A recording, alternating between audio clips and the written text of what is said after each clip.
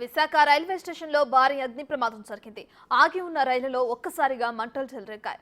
కోల్పా Visakha ఎక్స్ప్రెస్లోని 3 AC బోగీల్లో అగ్ని కీలకలు ఎగిసిపడ్డాయి.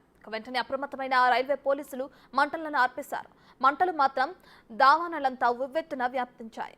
రైలులో ప్రయాణికులు కానీ సిబ్బంది కానీ లేకపోవడంతో ఎలాంటి ప్రాణ నష్టం జరగలేదు.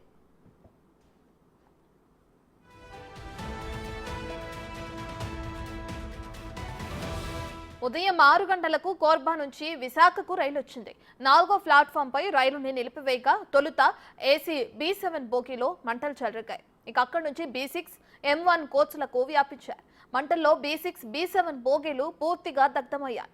కాలిపోయిన బోగీలను రైలు నుంచి విడదీసి లోకో షెడ్కు తరలించారు. అగ్ని ప్రమాదానికి షార్ట్ సర్క్యూట్ కారణంగా రైల్వే సిబ్బంది భావిస్తున్నారు. మంటలకు ఏసీ బోగీలోని ఫర్నిచర్ పూర్తిగా దగ్ధమైంది.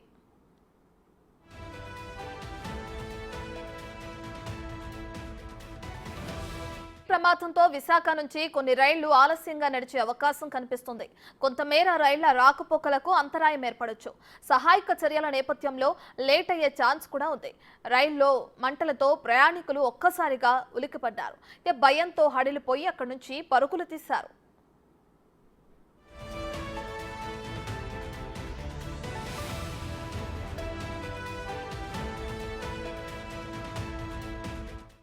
దీనికి సంబంధించి మరింత సమాచారాన్ని మా ప్రతినిధి నాయుడు అందిస్తారు.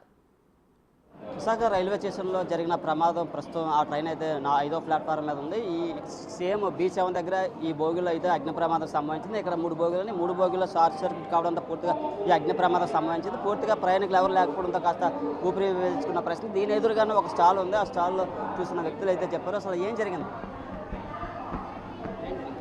9:50 మంటలో అనేది ఫైర్ స్టార్ట్ అయింది సార్.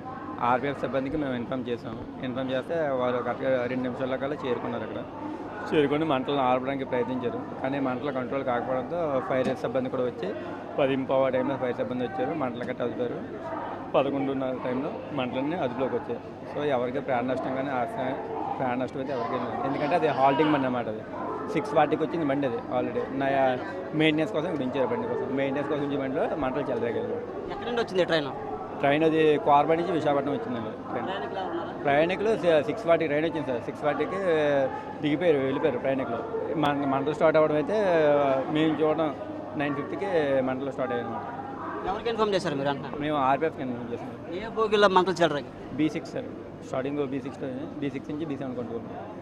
B6 అయితే మేజర్ డ్యామ్ అయింది. B7 M1 little bit. ఆ టైంలో ఏమైనా ప్లాట్ఫామ్ మీద ప్రయాణికులు కానీ వాళ్ళు ప్రయాణికులు అవ్వలేదు సార్.